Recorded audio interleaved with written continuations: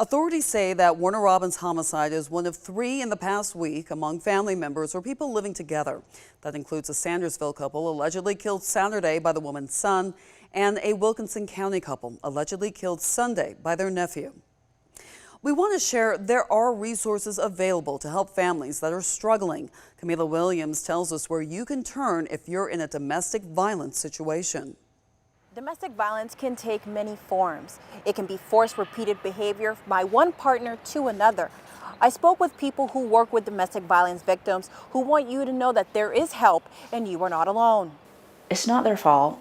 Heather Mullins with Wings in Dublin says domestic violence victims are not alone. Talk to an advocate and talk about their situation and what maybe some of their options are.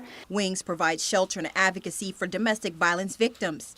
They help around 600 people a year in the 7 counties that they serve. Mullins says when domestic violence happens, it affects everyone around the victim.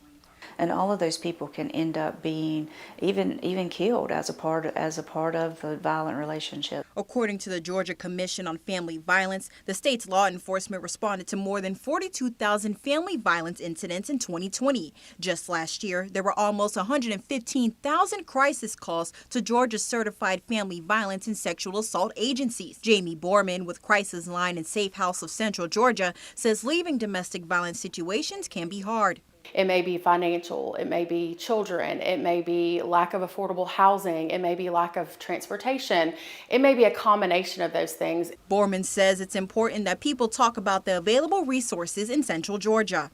But if we're not sharing that information with other people, they may not know it exists when they need it.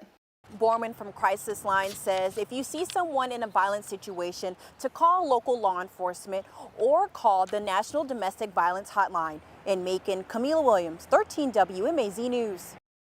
The National Domestic Violence Hotline number, 1-800-799-7233. On our website, we have a list of resources where you can get help or for you or for someone you know is in a violent situation.